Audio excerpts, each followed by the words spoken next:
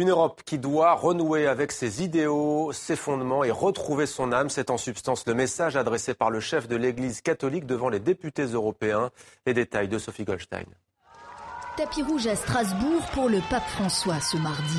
Plusieurs centaines de fidèles l'acclament. Il ne s'attarde pas car sa visite en Alsace est avant tout politique, près d'un quart de siècle après celle de Jean-Paul II.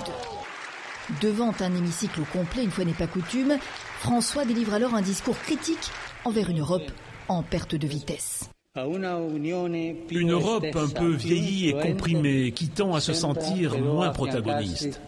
Une fois encore, il déplore l'absence de solidarité envers les migrants. On ne peut pas permettre que la mer Méditerranée devienne un vaste cimetière. Le risque est d'encourager des solutions qui échouent à prendre en compte la dignité humaine des migrants. Dignité humaine, l'expression revient aussi concernant l'emploi. Le temps est venu de promouvoir des politiques créatrices d'emplois. Nous devons redonner de la dignité au travail en garantissant des conditions de travail adéquates.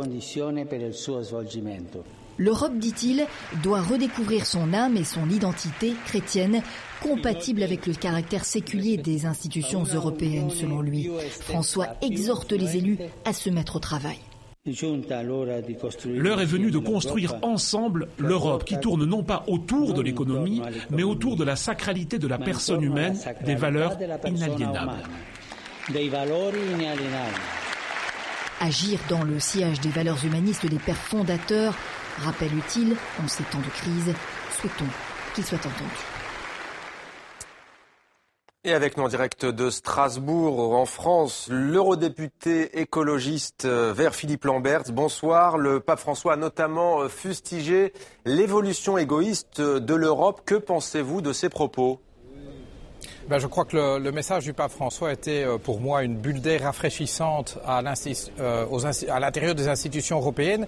Le fil conducteur de son intervention a été la dignité de l'être humain, qui ne peut pas, a-t-il dit, être réduit à être un simple engrenage d'une machine économique qui le jetterait le jour où il ou elle serait devenu inutile, improductif. Et donc je crois que ce message de dignité humaine, rappelant l'exigence de lutter contre la pauvreté, contre toutes les formes d'exclusion, contre les abus d'êtres humains, contre l'esclavage, est un rappel bienvenu quand on sait que les politiques européennes, enfin les politiques menées en Europe, sont des politiques qui ont conduit au fait qu'aujourd'hui 25% des Européens sont en risque de pauvreté ou d'exclusion sociale, alors que nous vivons un régime d'inégalité presque jamais vu, comme l'a rappelé Thomas Piketty, depuis l'avant-première guerre mondiale.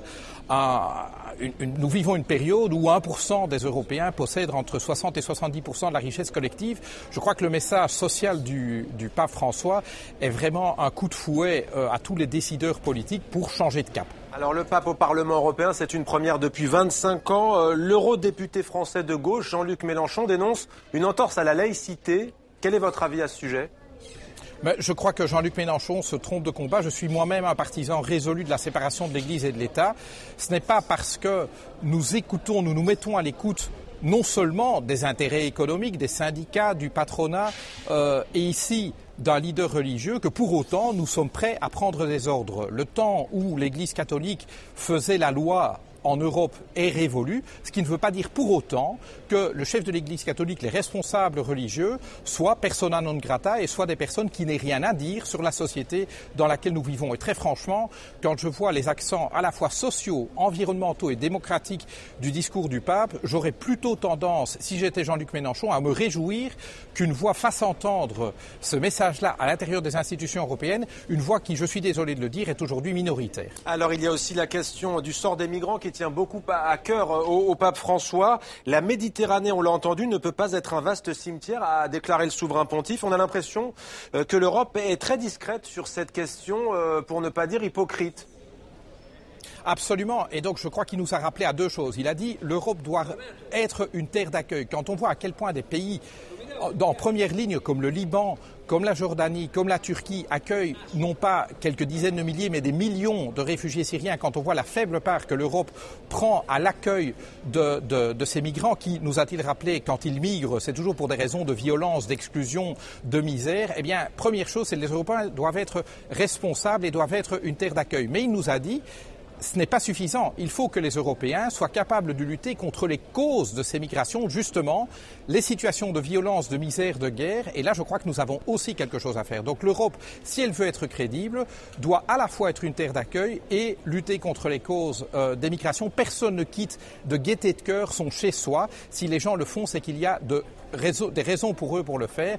Et donc nous devons les aider à finalement pouvoir vivre en paix et de manière prospère chez eux. Et je crois que ce double appel à l'accueil et à agir sur les causes des migrations est un appel à nouveau bienvenu et qu'on aimerait entendre résonner plus souvent à l'intérieur de cet hémicycle. Alors vous avez interpellé le pape François par écrit sur les questions écologiques. Êtes-vous satisfait de son discours en la matière ? Oui, à nouveau, c'est un point où on peut se réjouir des inflexions données par le nouveau responsable de l'Église catholique. Il nous a rappelé que, certes, nous avons reçu la planète pour pouvoir en profiter, mais nous en sommes aussi les gardiens. Une planète vivable est une condition finalement à nouveau d'une existence digne pour tous les êtres humains et de ce point de vue-là, il a su faire très bien le lien entre la question sociale et la question environnementale. Donc là-dessus aussi, je pense qu'il a en tout cas de notre point de vue délivré un message satisfaisant. Sur la question des droits des minorités, il n'a peut-être pas été aussi explicite qu'il ne l'a été par le passé sur les droits à la reconnaissance des minorités en fonction notamment de leur orientation sexuelle, sur la place des femmes dans l'Église. Le pape François s'est déjà exprimé sur ces sujets-là de manière assez ambitieuse. Ces accents-là ne se retrouvaient pas dans son discours et c'est un petit peu dommage parce qu'on sait qu'il les a. Alors venons-en, si vous le voulez bien, à un autre sujet, un sujet pour le moins brûlant. Les partis eurosceptiques ont défendu hier une motion de censure contre le nouveau patron de la Commission européenne, Jean-Claude Juncker. Quelle est votre position à vous, les Verts, les écologistes, à ce sujet ? Alors j'ai envie de dire d'abord que les partis eurosceptiques n'ont pas le monopole de l'indignation par rapport au scandale que représente la fraude et l'évasion fiscale. Ça fait des années que les Verts dénoncent ce qui est un scandale et qui n'est pas seulement du fait du Grand-Duché de Luxembourg. Pensons aux îles anglo-normandes, pensons aux Pays-Bas, etc., qui sont aussi des industries de fraude et d'évasion fiscale.